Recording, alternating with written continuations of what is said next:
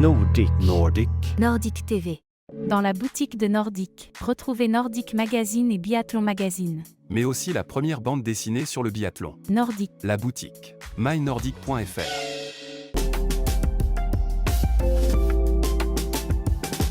Nordic.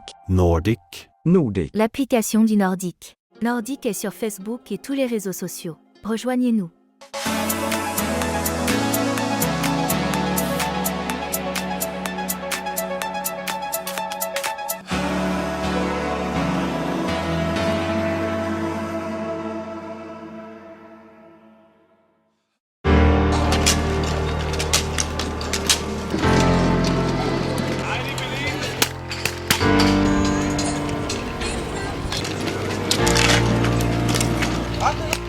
Depuis la fin de l'hiver, la famille du biathlon ne s'était pas rassemblée. Après Manon, dans le Haut-Jura, l'heure était donc aux retrouvailles, à l'exception notamment de Justine Brézabouchet, absente donc du rendez-vous. Des U17 à l'élite tricolore qu'on a l'habitude de suivre en Coupe du Monde, ils étaient près de 380 à participer à la première étape du Summer Tour, également support des championnats de France de sprint court.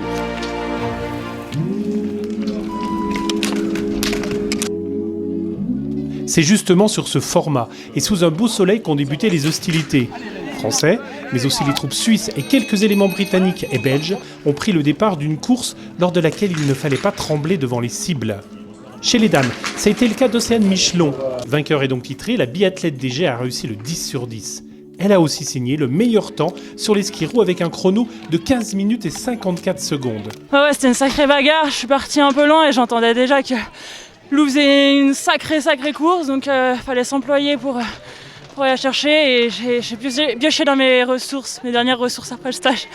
Et je suis bien contente, c'est cool. Sur le podium, elle était donc rejointe par Lou Jean Monod, qui, malade, n'allait pas disputer la poursuite du lendemain. Je me sentais pas très bien sur les skis, je savais qu'il fallait que je fasse le taf sur le pas de tir pour faire quelque chose de correct. Le top 3 était complété par la sociétaire des jets, Jeanne Richard.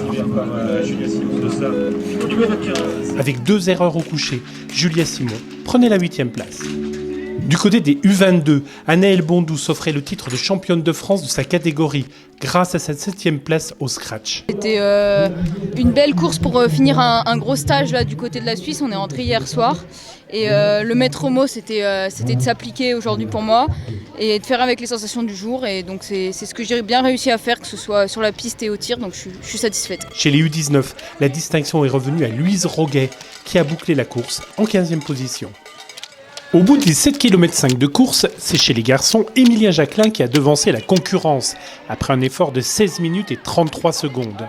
Le Dauphinois s'est offert la victoire et le titre de champion de France de sprint court. Content de voir, en course j'arrive toujours à mettre le petit cran de plus. Quand c'est des chronos en stage, c'est pas forcément ce que je préfère. Mais bon, dès qu'il s'agit d'un vrai dossard, je sais répondre présent et je suis très content en tout cas de cette course aujourd'hui. Je pense que c'est la première fois que je gagne un sprint court d'été. Donc voilà, très content. Le vainqueur du jour n'a commis qu'une faute aux 2 bouts, mais il a été rapide sur les skis roux, suffisamment pour creuser un écart de 20 secondes sur Antonin Guigona, pourtant parfait face aux cibles. Je ne m'étais pas rassuré sur les efforts intenses qu'on a pu faire sur le stage de Lanzerheide en Suisse là, juste avant, où j'étais pas vraiment dans le tempo en ski et finalement aujourd'hui ça a bien répondu dès le premier tour avec un tir parfait, ça fait une très belle course. Derrière l'homme de Morzine et devant Éric Perrault, on retrouvait Quentin Fillon-Maillet, dont le ski club était aux manettes du week-end. Le Féclasia Corentin Jacob signait quant à lui la meilleure performance chez les U22 et s'emparait du titre de champion de France. C'est toujours bon de remettre un dossard à cette époque, ça fait plaisir de retrouver déjà tout le monde du biathlon, c'est l'événement de l'automne. Lui aussi avait droit à sa médaille d'or. Léo Carlier triomphait en U19.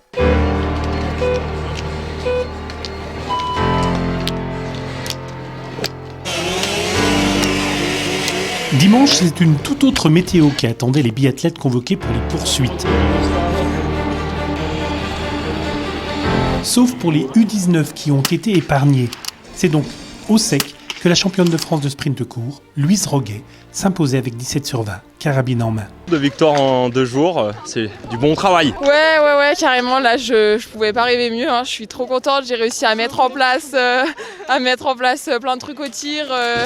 que j'avais pas l'année dernière. Et sur toute la préparation d'été, j'ai eu des bonnes sensations sur les chronos et tout, ça répondait bien. Donc je suis juste trop contente qu'en course, ça réponde aussi bien. Et en plus de partager ça avec le Mont Blanc, déjà hier, triplé du Mont Blanc, aujourd'hui aussi, c'est trop cool. Derrière, elles étaient toutes les deux également du Mont Blanc en effet. La lutte n'en a pas moins été coriace pour les deux marches restantes sur le podium. Au coude à coude sur la partie finale avec une Alice Dussert en réussite sur le pas de tir, Lola Bugeaud a fait la différence dans les derniers hectomètres. Elle terminait 9 secondes devant sa compatriote et s'emparait de la seconde place.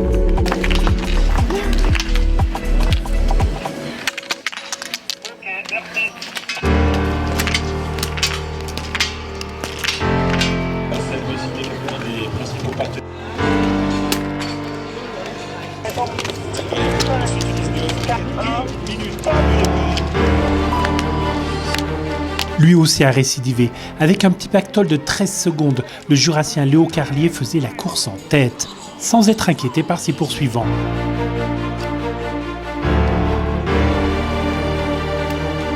En tout cas jusqu'au dernier tour où, ennuyé par 3 fautes sur le pas de tir, il se faisait une petite frayeur avec le retour de ses adversaires. Un temps revenu dans la course pour la victoire, Clément Pires terminait finalement à 21 secondes du vainqueur.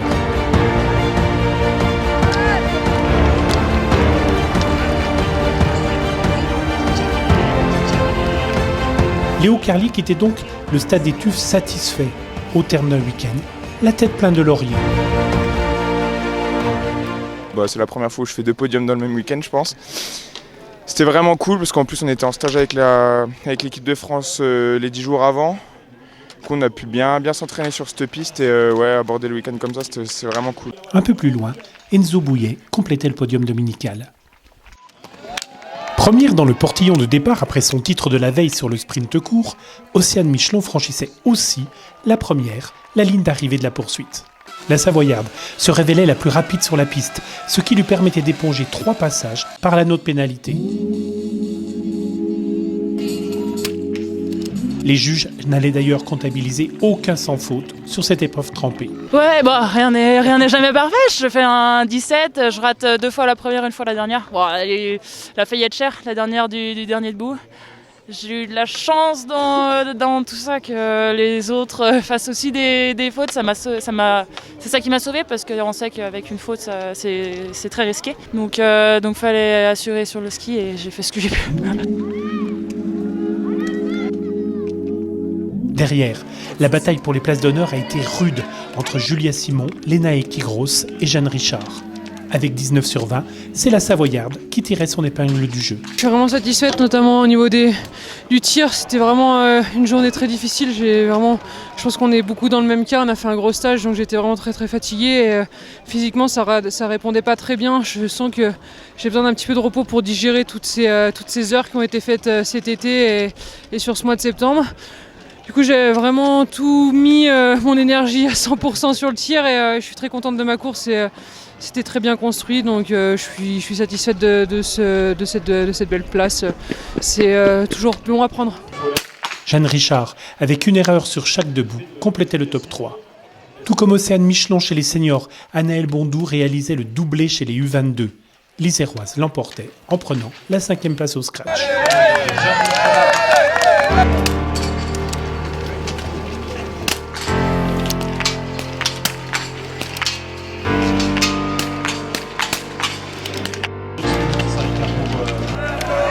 Samedi, lors du sprint court, les portes du podium lui avaient été fermées pour 3 petites secondes. Sur la poursuite, Éric Perrault avait à cœur de ne pas se retrouver dehors. Avant de passer une dernière fois sur le pas de tir, il était en tête, mais aucunement à l'abri. Le Savoyard était menacé par Quentin Fillon-Maillet à moins de 10 secondes. Mais aucun des 2 biathlètes de Simon Fourcade ne renversait la table. Toutes les balles touchaient la cible, c'est donc sur la piste que tout allait se jouer. Au retour dans le stade, Éric Perrault apparaissait seul en tête et l'emportait. Ouais, c'est cool, je suis content. En ski, ça répondait bien. J'ai plutôt bien géré ma course, mais j'ai surtout beaucoup envoyé de A à Z sans trop réfléchir. Et ça répond bien physiquement, donc ça c'est une bonne nouvelle. Et j'ai skié seul, mais j'avais souvent Emilie en ligne de mire. Et même après, quand j'avais plus personne en ligne de mire, j'ai pu maintenir mon rythme. Je sens que j'ai vraiment gagné en puissance. Même avec cette usure, même avec cette fatigue, j'arrive à développer encore de la force. Et c'est là où je sens que je vais progresser. Et en tir, j'arrive à conclure au dernier moment quand il faut. Et c'est là où je vois que je progresse, donc je suis content.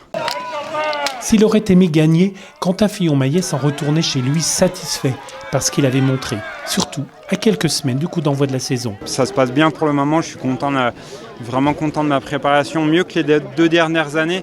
Donc ça c'est quand même très positif. Après voilà, on validera tout ça surtout fin novembre au début de la Coupe du Monde et puis on verra au fur et à mesure de la saison. Un autre Jurassien avait le sourire. Oscar Lombardo, 3e. Ouais, c'est clair, là ça fait plaisir, hein. Je suis parti assez loin. J'ai jamais vu le podium jusqu'à ce dernier tour. Et hier soir en me couchant, je me suis pas dit demain on va faire podium, je me disais on va faire une belle course. Aujourd'hui aller chercher le podium, c'est une petite victoire pour moi. Pour tous, il s'agissait de donner le meilleur de soi-même après des mois de travail, de se jauger, de repérer les points à perfectionner encore et encore avant l'arrivée de la neige, à valider ce qui a été assimilé, à gagner en confiance. Tout le monde se retrouvera à Arson fin octobre.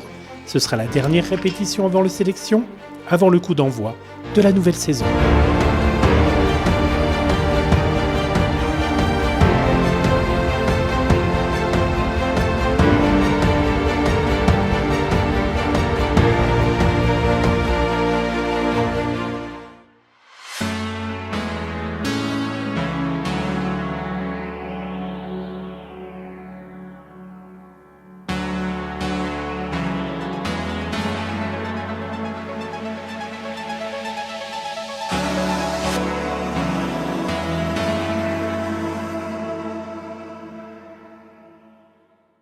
Retrouvez tous nos reportages sur YouTube et sur nordictv.fr. Nordic. Nordic TV.